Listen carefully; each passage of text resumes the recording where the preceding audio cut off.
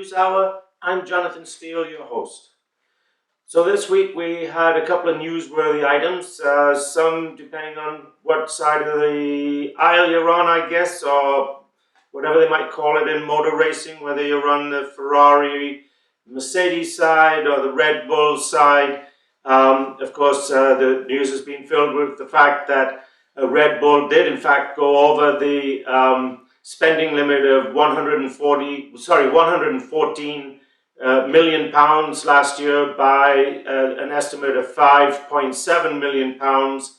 And of course, Mercedes and Ferrari are saying, if they'd been allowed to have even, as Lewis Hamilton said, if I had $300,000 more, I might have been able to gain half a second or 1 second. Of course, we'll never know. And like all things that are for cheaters in this age, there'll be a slap on the wrist and everybody will go along. So the point of having these regulations is, we'll never know. But anyway, when they first made the regulations, they said there would be severe consequences.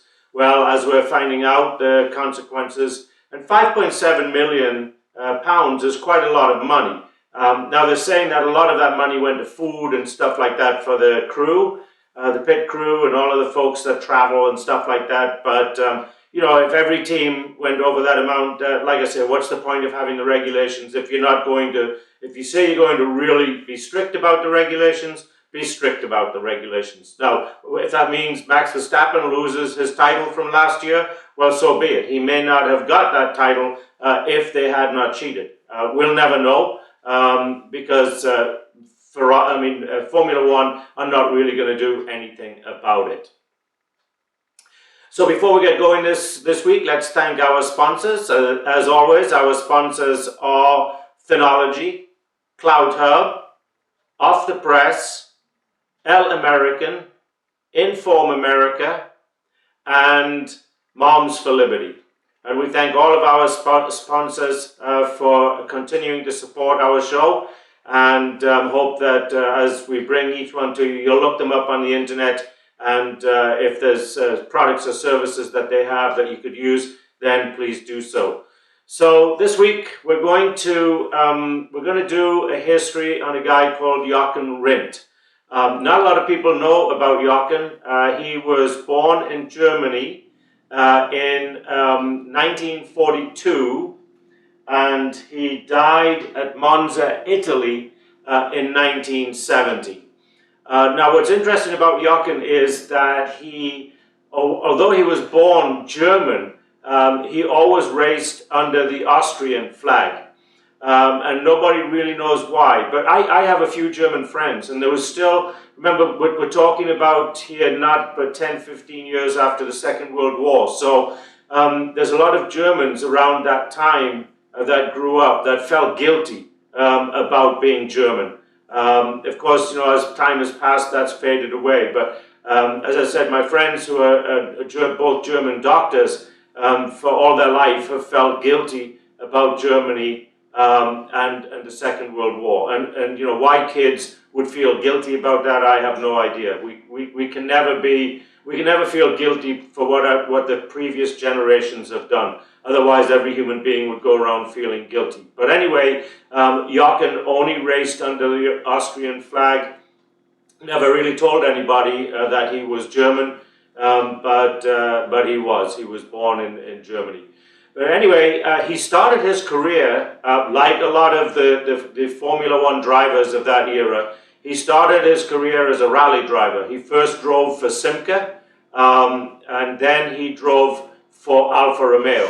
A lot of you might not have heard of Simca, but it was a very popular car back in the 60s and 70s, and maybe into the early 80s. It was a car built in Czechoslovakia.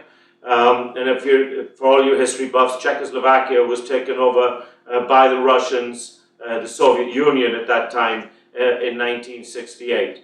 But he drove with limited success with the Simca, but once he got into the Alfa Romeo, which turned out to be more of a works team car, he had a lot of success, and he actually won 8 rallies in that car. So, like I said, like a lot of Formula One drivers of that era, Jochen started rallying and then sports cars. Yes, he went on to do sports cars in his career. But then right after rallying, he went into Formula 2, where again, he enjoyed a lot of success. He made this switch in about 1963, 64 time frame. And so he had actually started racing in 61. So it was about 63, 64. He made the switch from rally driving to Formula 2, where he, like I said, he enjoyed a lot of success, winning some 8 races, I think it was, in Formula 2, before he was offered a ride in Formula 1.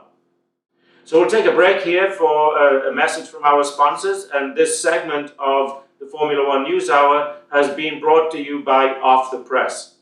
For a lot of my North American friends, if you remember the Drudge Report, it was sold. It was a nice conservative kind of, but not really conservative, but it was a publication that actually focused on reporting the facts, and so it was sold and taken over, and Off the Press has taken over where the Drudge Report left off. So if you want to go online and get an online news feed of just the facts, like an online newspaper, that you need Off the Press. They bring you all of the today's events and bring them from a reporter's perspective instead of a reporter's opinion. So please go to offthepress.com. That is offthepress.com. And get all of your up-to-date news. And if you want to do what like I do, I don't read news well on the computer. So what I do is print it off and then read it like I'm reading a newspaper. So again, that's offthepress.com. So Jochen went on and he started his Formula One career with limited success, like everybody does in the beginning. He started driving for, as you might imagine, there was only 2 or 3 teams back then that everybody started driving for, and that was either Lotus or Cooper. In Jochen's case, he started driving for the Cooper car company. And like I say, he got met with limited success there.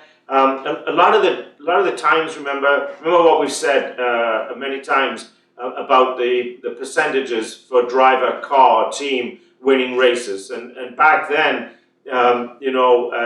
Fangio said it was about 65% car and 45% or 35%, driver. But as time has moved on, we've all argued that those percentages have changed a lot. But the reliability of the cars certainly came into play. And so in 1968, Jochen actually left the Cooper car company and he went to the Brabham Racing.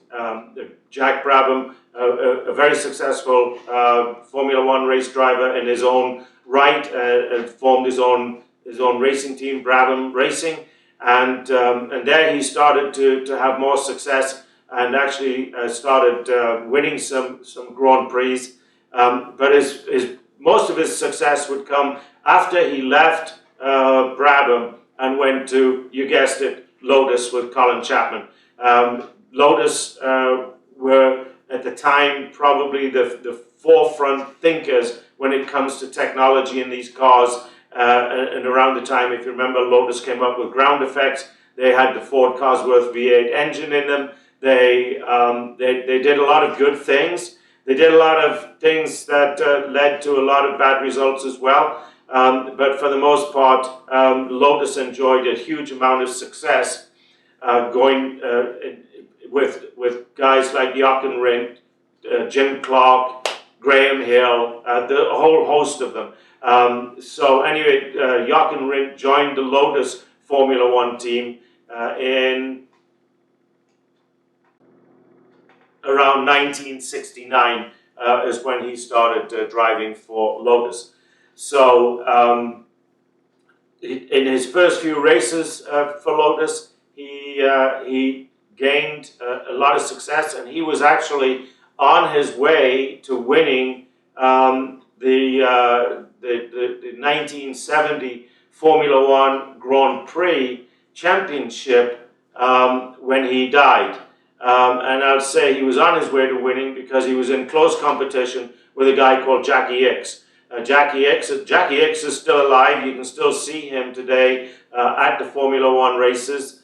He goes and he's a spectator now, of course, because he's up there with Jackie Stewart in his late 70s, early 80s. But he and Jochen Rindt, and at the time Emerson Fittipaldi was in the mix as well. And in fact, it was Emerson Fittipaldi winning the United States Grand Prix that assured Jochen Rindt that he would win the Formula One World Championship.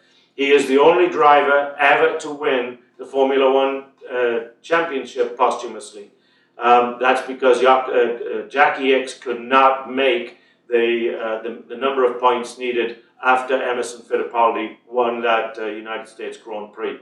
So a very, very successful racer, unfortunately, like many drivers at that time, and many drivers, unfortunately, driving for Lotus. If you start adding them up, yes, Lotus was very, very successful, but they lost a lot of drivers. And what's interesting is most of these drivers have died in practice. They haven't actually died in the race. It's usually in practice when they're tweaking the cars or they're trying different things, and then something goes wrong, and then they die. Jochen left behind a wife and a daughter. So that daughter now would probably be in her middle to late 50s. So assuming she was born in the late 60s there. But we'll have to try and look her up and maybe get her on an interview on the Formula One News Hour one day. You don't see a lot of the kids from the drivers back then. I have found, by the way, the daughter of Bruce McLaren, and I hope to get her as an interview one day as well. Talking of interviews, next week we will be coming to you from the Circuit of the Americas track. We will be broadcasting or recording live from the race. We're very excited about that. Formula One has been gracious enough to grant us a press pass, so that gives us some real legitimacy. Of course, we really look forward to doing that. This portion of the Formula One News Hour has been brought to you by El American. El American is a TV station, a streaming TV station out of Florida, and it broadcasts in both the English and Spanish language. The only streaming service that I know of that does that simultaneously, and they're very unique in that they actually report the news and not the reporter's opinions or some host's opinion. So if you want to get the facts directly from a streaming TV, then the place to go is El American.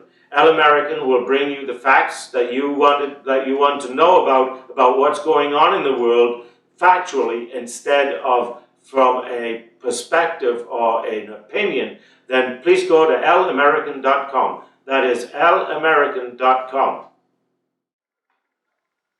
Okay, welcome back to the second section of our Formula One News Hour this week. We do not have a race, so we are going to do an interesting piece. We're going to do a piece on the Formula One steering wheel. If you get a chance, just take 15 minutes one day and look at a Formula One car and watch the driver as he's going through the through the turns and the gear changing and all that kind of stuff just on one lap. They're very, very busy guys, these drivers today, compared to yesterday. You know, when we were younger, 20, 30 years ago, well, for those of us who were around 20, 30 years ago and driving a car, all we had on the steering wheel was the horn button. Today, we have a lot more of information and a lot more capability coming to us from the steering wheel. I remember the days when we first got the ability to control the stereo system from the steering wheel. You could turn it on and off, you could change the channels, you can increase, decrease the volume of the radio or the stereo system, and we just thought that was amazing. Well, today, the steering wheels in our cars are a lot more complex. but nowhere near the complexity of the steering wheels in a Formula One race car. Today we all enjoy a paddle shifter, that little lever on the back of the steering wheel that I'm sure a lot of you don't know that's there, but there's the ability to change your automatic transmission manually. That paddle shifting technology was actually developed by a Ferrari engineer in Formula One. And the whole idea behind it was to make the gear changing actions of the drivers a lot easier and a lot quicker. In the days of Jackie Stewart and Jim Clark and Graham Hill and all of those guys, and even before those, Fangio in the 50s, a lot of times those guys would get out of the car at the end of a race and they'd have blisters on their feet and on their hands. They'd have to do things like toe and heeling, which is the ability, I think I explained it once before, to be able to hit the brake, the clutch and the gas pedal all at the same time and change gear. All of those things for the driver have gone away, but in some ways, a lot more complexity has been added to the car. This portion of the Formula One News Hour is brought to you by Thenology. Thenology is a privately owned data center in Austin, Texas. As you've heard me say many times before, these cars generate a lot of data. Your business generates a lot of data. A lot of businesses today have private cloud, public clouds. They have nearly all of them have websites, and a lot of them today to use that cloud technology to develop products, to have social media sites. Yes, your social media sites like Twitter, Facebook, and everything, that's all cloud-based technology. Well, the same thing is true for Thenology. Thenology provides, on a much smaller scale, the same technology that you can get from Amazon or Facebook or some of these other guys, and provides the private cloud, public cloud, and somewhere to house all your data. So please, when you're thinking about needs for co-location, data storage, private, public clouds, think of Thenology. That is Thenology.com. That is Thenology.com. And so we come back to the steering wheel in the Formula One car. And of course, the steering wheel in a Formula One car has a lot of capabilities and does a lot more things than the steering wheel in our family car. But our family car has become, the steering wheel has become quite a technical marvel. But in a Formula One car, the driver needs to be able to do different things. In your family car, when passengers get in the rear seat, the brake system automatically adjusts the braking between the front and the rear wheels based on the weight that's now being put over the rear wheels. There's a little lever underneath that attaches to a valve on the underside of your car that then takes more of the brake pressure and moves it from the front wheels to the back wheels so that you get a more stabilized braking system when you're stopping your car. In Formula One cars, this action is achieved by the driver when he wants to move more of the braking from the front wheels to the back wheels. Then he's got a little dial that he takes on his steering wheel, and he does that. And he'll do that based on the corner, when he wants to brake, a lot of different things. And so think about this, as he's going down a straightaway, 220 miles an hour, he's thinking, I better just move the adjustment on the brakes from the front to the rear wheels a little more to help stabilize my rear end as I go into this corner. So he's making those decisions on a split second and making that adjustment in a split second. Because remember, at 220 miles an hour, you've got to have already made the motions in your brain about how you're going to go around that corner before you actually get to it. If you don't do that, and you'll see the drivers don't do that sometimes, and they have to go into the slip lane, into the safety lanes, or they have to cut across on an S-bend and things like that. So a lot of complex things going on with the braking systems. The other thing they can do is they can actually change the amount of torque that goes from the engine to the differential through the transmission. Now, why would they want to do that, would you ask? Well, remember when they get on the gas on these cars, it's not like you getting on the gas in your family car. When they get on the gas in these cars, they've got close to 1,000 horsepower of torque going into those rear wheels. And that if the torque is not just exactly right, then those rear wheels will spin. When those rear wheels spin, then the cars spin out. These cars don't have all-wheel drive, they're only rear-wheel drive. So it's very important for the driver to get the torque between the engine, the transmission, and the differential exactly right. So when he hits that gas going out of the turn, then he's got the exact amount of torque going to the rear wheels. The next little thing he's got on that steering wheel is the ability to take the engine performance and adjust it based on fuel conservation, torque, as we talked about, torque to the rear wheels. So he can actually adjust the amount of horsepower that his engine is putting out to the race conditions that he's experiencing. And this, of course, can change from track to track. So on one track, he may want a maximum power coming out of the engine. On other tracks, he may not. He may want to reduce that just a little bit.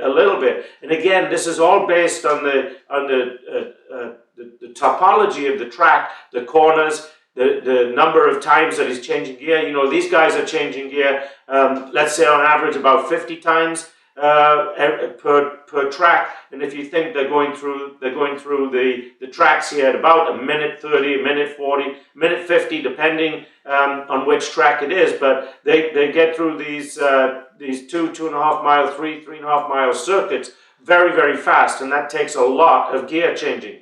And so they are able to adjust the if you want the engine, the power coming out of the engine with a button on the steering wheel.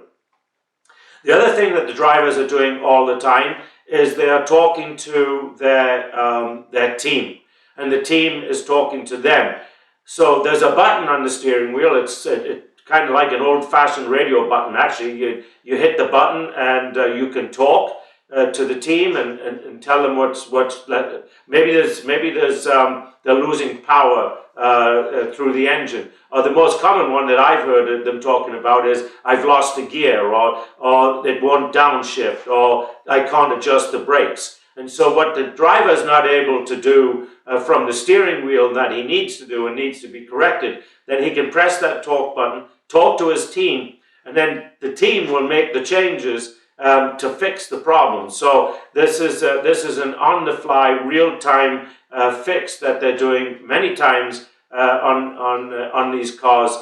So it's a very, very interesting thing to do, is to not only to watch a Formula One race, but really listen to it. And you'll find that the commentators, and of course Sky Sports out of the UK has the worldwide rights to that. We watch it over here in the States on ESPN, but it's ESPN relaying Sky Sports. The Sky Sports commentators are very good about as soon as they hear the drivers talking for something really interesting, then they'll back off and let you listen to what the drivers are saying to their crew chiefs and the team back sitting in the pit lane. So a lot of chat going on backwards and forwards on there.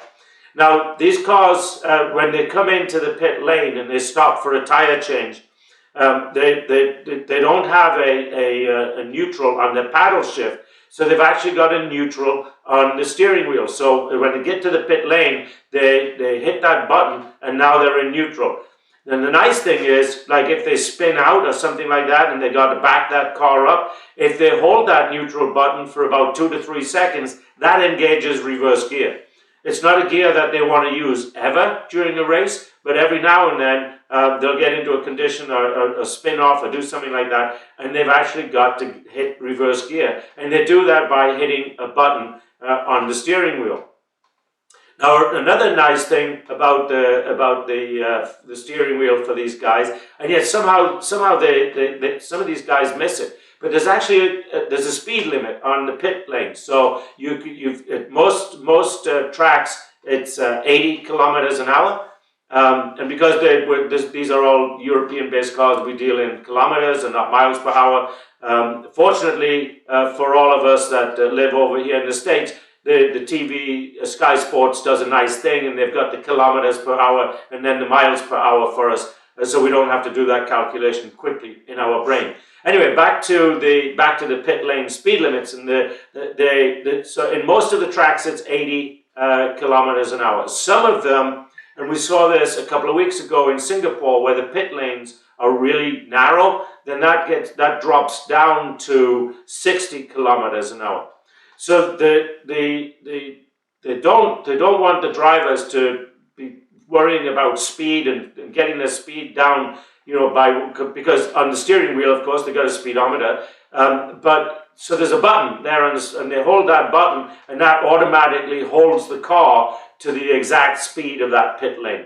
Now, every now and then you'll see they'll miss it, or they'll miss hitting that button, and some of them will get penalized. Not too often, but they do. So the other thing that's on the steering wheel, of course, it's a nice digital readout touchscreen. So they've got the speed, they've got the gear change that they're in, the gear, so they know exactly what gear they're in. Most of these cars have 7 or 8 gears that get used continuously. So as I said, they're changing gear many times. So they've always got a readout of exactly which gear they're in. So if you think about all of the things that's going on in that driver's mind, he's making all of these adjustments. Sometimes as many as 8 or 10 times. There's anywhere from, what would we say, 14 through 20 corners on these racetracks. So in addition to keeping the car on the road, driving at extremely high speed, steering it around the corners, they're also making adjustments to how the car is going to behave.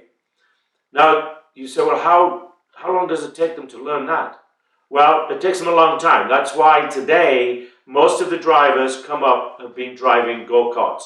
The go-karts are nowhere near as complex as a Formula One car, but they do learn all of these things as they come up through the karting. So there are changes on the steering wheels, even for the go-karts, that they are able to learn and slowly become very familiar with the how you get through a lap on a Formula One race.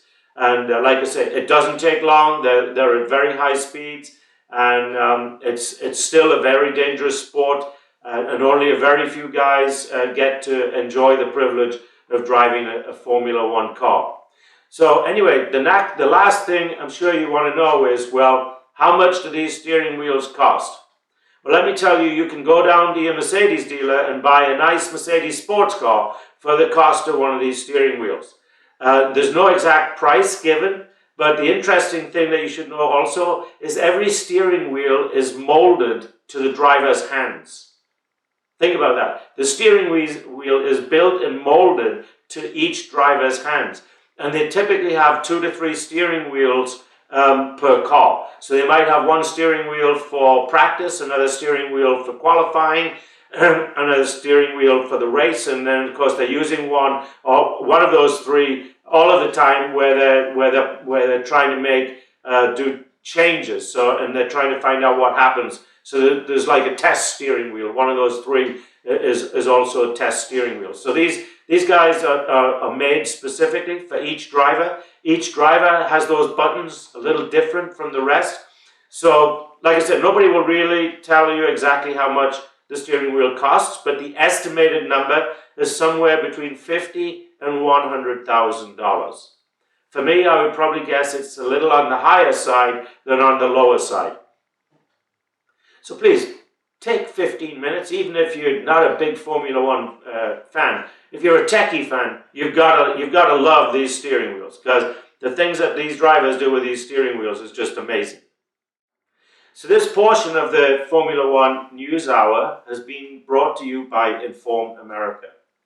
Inform America is an organization that was created in the United States to foster and create conservative social media sites. The whole goal is to be a competitor to big tech.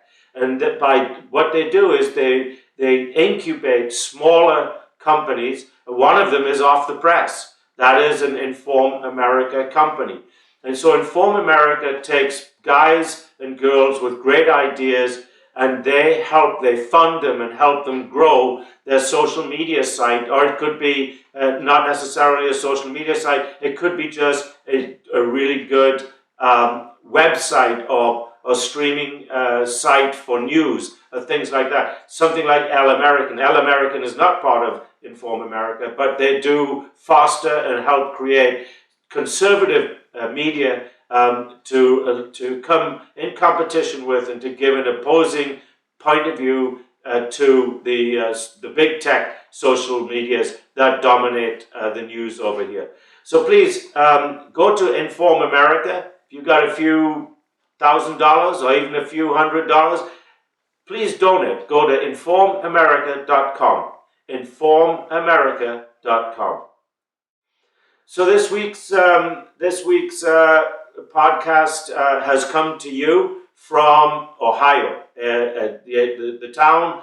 I'm in a little town outside of Gambia, Ohio. My twins swim for Kenyon College, and it's Parents' Weekend, and of course we have our first swim meet of the season, and we're hoping those twins make the team to go to the NCAAs. So just a little personal bragging there. So that this shirt that you see me wearing is actually a Kenyon College shirt. So the Formula One News Hour is produced by Andre Kuhn, and he is also our technical director. In fact, without Andre, if I was to just give you all of this, put this out there live as I'm doing it, you probably wouldn't listen to it because there's too many pauses, there's too many mistakes, there's too many all those things. And Andre brings all this together and makes it a great podcast. So thank you, Andre. And until next week, when again, remember next week we will be coming to you recording live from the Circuit of the Americas racetrack in Austin, Texas, which of course it's only about 30 miles from where I live. But we're really excited, and we want to thank Formula One for our press pass, and we are really excited, and we're hoping that this would maybe the first of many. We need to get a lot more sponsors to make that happen, but we're hoping that we can grow this and bring you the races starting maybe next year in the next one after this. After Austin, of course, is Mexico. That's just 2.5 hours from Austin, Texas. So as next year comes around, maybe we'll be able to do more. But we're certainly looking forward to next weekend. And thank you for watching and listening this week.